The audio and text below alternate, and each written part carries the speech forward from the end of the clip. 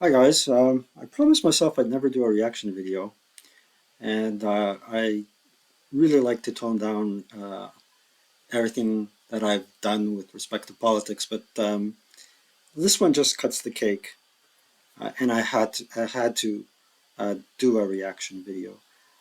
So basically, what it's about is it's about the election interference here in Canada that has been the latest Trudeau scandal.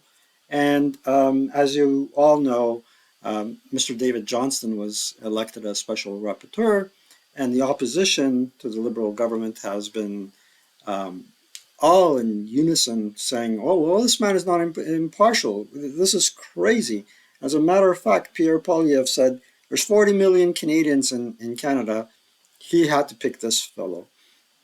And I have very high esteem for Mr. David Johnson. He was principal of my university at the time when I was attending McGill, and he served Canada with extreme honor and very well.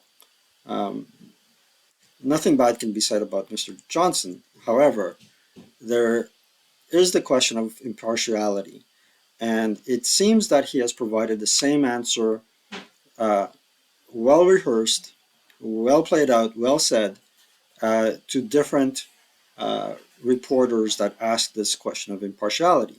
So let's listen into it, and I would suggest that you uh, listen and try to find the same question in another news channel, and you'll see that word for word, Mr. Johnson uh, plays out the same storyline.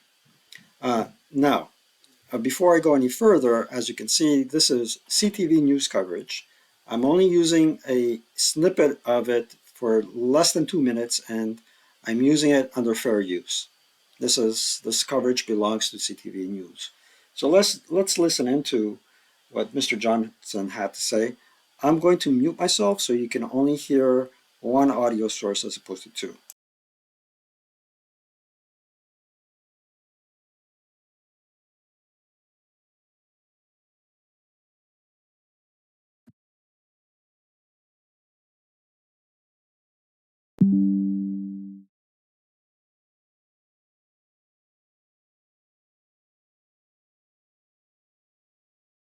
Two of this process? Well, number one, when I was elected to do this, those who appointed me understood who I am and what my background is. With respect to the allegations of not being impartial and not being able to be nonpartisan, the friend of the current Prime Minister is simply this. When our daughters were about the same age as he, 11, 12, and his two brothers, we had a condo at the slopes of Tremblant Ski Mountain within 100 meters of the actual trails. Their father had a country place in Morin Heights about 50 kilometers away from us. And about 5 occasions over 2 or 3 years came and parked his car at our parking space, and we went and skied for the day on the hill. So our children got to know one another when the current Prime Minister was 12 years old. On one of those occasions, he had to go back to Montreal, and I dropped the 3 boys off at their mother's country place with her second husband, which was about 10 kilometers. That's the distance. Those were the only occasions where I had direct meetings with the young Mr. Trudeau. He was a student at McGill, like 20,000 other students, and I waved at him from time to time. Between then and when he was elected to Parliament, and as Governor General, I saw him on ceremonial things, I never had a meeting with him. I was never in his home. He wasn't in my home. We never exchanged a telephone call, an email, letters. The only occasion I recall meeting him was when my wife and I attended the funeral of his father. So there was no friendship. There was no connection. So that's just an unfortunate allegation. With respect to my connection with the Trudeau Foundation, when I was asked to do this, I asked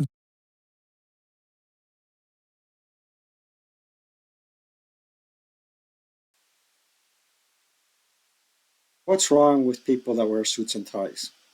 Do they really think that we're that stupid? Seriously, seriously. Now, on 5 occasions, the children got to know each other. 5 occasions, not more than that.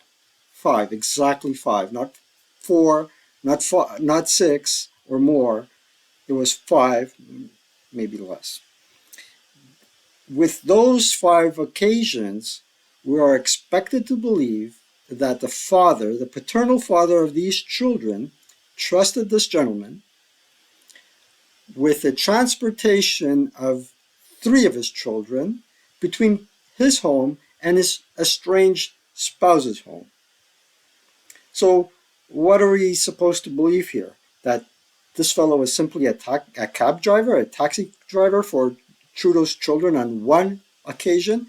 And how many people do you know that trust their children with a complete stranger to take them from one home to another, especially between 2 estranged parents?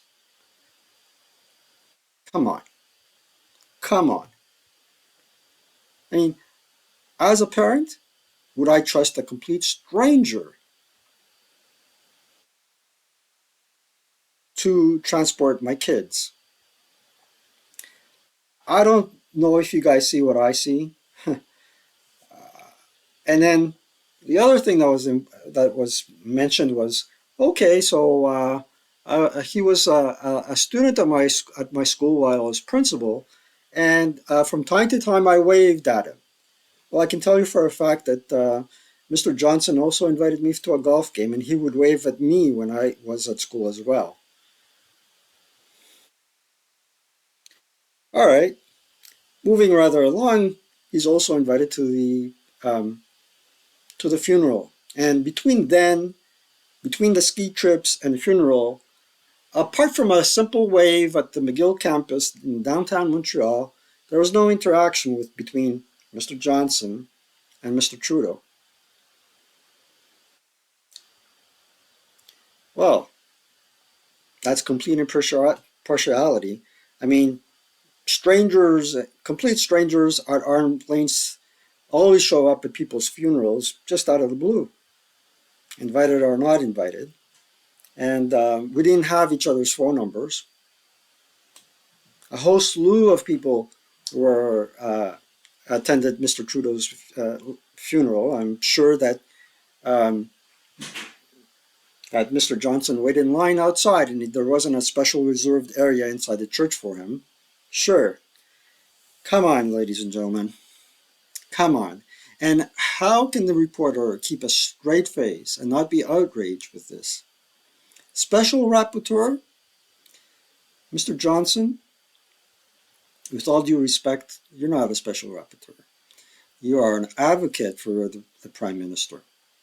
And unfortunately, you got yourself stuck in a scandal, in one of his latest scandals, and it won't be his first and it won't be his last, because Mr. Trudeau, although him and his ministers have promised not to do it again, they continue to embroil themselves in unethical behavior.